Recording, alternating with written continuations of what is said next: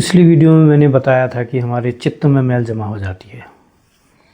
फ़र्ज़ कीजिए आप किसी धूल और कीचड़ से भरे हुए इलाके से गुज़र रहे हैं और जब आप चल रहे होते हैं तो आप चप्पल जूते से जो धूल उड़ती है तो आपके कपड़ों में भी बैठती है और हमें पता नहीं चलता है कि धूल बैठ रही है।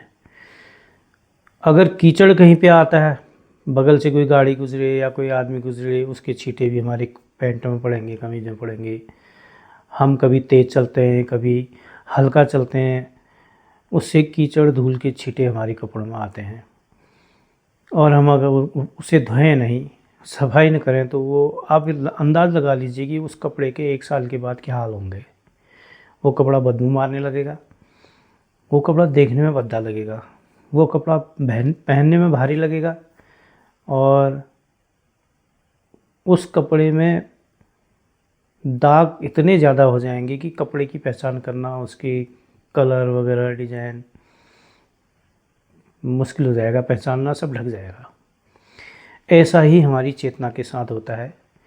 मेरे गुरु बाबूजी महाराज कहा करते थे, उन्होंने बताया है कि जो हम कर्म करते हैं, कर्म का मतलब ये नहीं होता है कि आप खेत खोद रहे हैं, बैल जोत रहे हैं या लेबरी मजदूरी कर रहे हैं, ऑफिस का काम कर रहे हैं।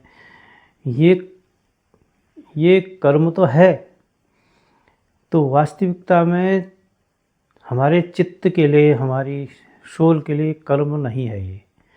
ये कर्म का एक बाहरी रूप है।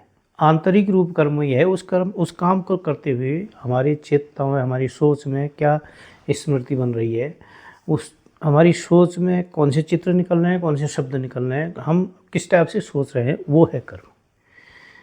अगर आप किसी व्यक्ति को दान देते हैं तो दान देने का विचार है ना मन में, तो विचार ही कर्म है। किसी को दे देना कर्म नहीं है। किसी को दे देना तो बाहरी कर्म है। वो अगर कोई व्यक्ति किसी को बिना सोचे दे दे तो कर्म नहीं माना जाएगा। हम सोच रहे हैं फिर दे रहे हैं, तब कर्म है वो।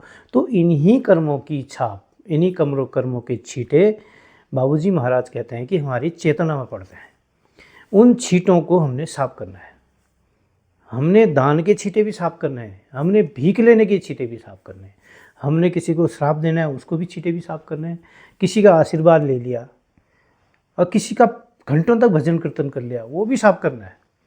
अगर वास्तविकता में आपने अपनी चेतना को क्लीन करना है तो दोनों साफ करने हैं हमने। क्योंकि दाग सफ़ेद हो या दाग काला हो, दाग दाग ही होता है। तो चेतना में हमारी सोच का फर्क पड़ता है, सोच के छींटे पड़ते हैं। उन छींटों को साफ करने की विधियाँ है। हार्टफुलनेस रामचंद्र मिशन में इस विधि की खोज सन 1800 में लालाजी महाराज के द्वारा की गई थी। यह विधि पूर्ण रूप से वैदिक है और पूर्ण रूप से आध्यात्मिक है, वैज्ञानिक है।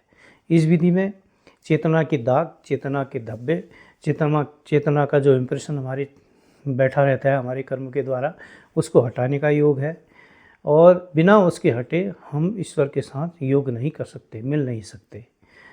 आप कितनी भी सिद्धियां प्राप्त कर लो, कितनी भी कुंडलिनी जागृत कर लो, आप अगले जन्म लोगे, ईश्वर में नहीं मिलोगे। आप जन्म जन्म लेते रहोगे।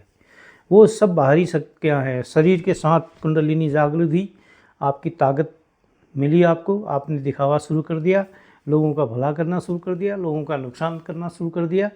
लेकिन क्या किया? मनुष्य का काम तो किया ना। चेतना में फर्क पड़ा, चेतना में बोझ पड़ा, फिर तुमने जन्म लिया। तो वो शक्तियाँ कहाँ हैं? क्या क्या मुक्ति दिला रही हैं आपको शक्तियाँ? किस ईश्वर के पास ले जा रही हैं शक्तियाँ? आप ही तक सीमित हैं, आप ही से प्राप्त हुई थी, आप ही तक सीमित है। इसलिए चेतना में जितना भी फर्क पड़ता है, हमारे देखने से, हमारे सुनने से, हमारे सोचने से फर्क पड़ता है।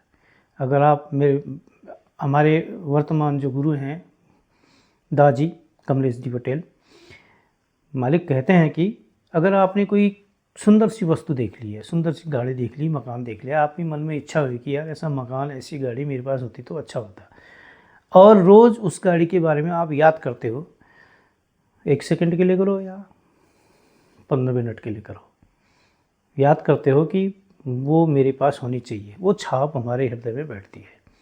छाप बैठी, छाप बैठी, छाप बैठी, एक ही वस्तु के बारे में 1000 विचार पैदा हो जाते हैं। वो 1000 विचारों को बंडल बन जाता है। वो बंडल अगर निकाला न जाए, किनारे रख दिया जाए, वो बंडल बाद में संस्कार बन जाता है। संस्कार बनने का मतलब है आपका अगले जीवन की प्रारब्ध।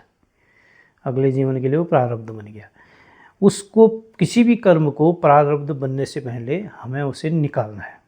जो हम निकालेंगे वो तो निकलेगा, बाकी हमारा प्रेस्क्रिप्टर निकालता है, उसके बाद हमारे मालिक निकालते हैं। ईश्वर की कृपा हो, अगर कोई देवता हमारे गुरुओं के संपर्क में रहे, कोई देवता हमारे संपर्क में आए, अगर वो हमें देना चाहे तो हमें यही काम करेगा कि हमारे प्रारब्धों को, हमारे वर्तमान क्रियमाण कर्मों के जो है छापों को निकालेगा और स्वयं प्रकृति से हमें मिलता रहता है। जब तक छाप नहीं निकलती, प्रकृति भी हमें कुछ नहीं दे सकती। इसलिए यह कर्म करना ज़रूरी है। खाली योग सीख करके, किसी विधि को सीख करके आप अंतिम छोर तक नहीं पहुंच सकते। चेतना की छाप यही है। इस छाप को निकालने की विधि आपको हार्ट मिलर्स में मिलेगी। आपको कहीं और से भी अगर मिलती है तो आप सीखें, जानिए, इन छापों को बाहर कीजिए और साधना को सीखिए और ईश्वर से मिलन कीजिए। Thank you.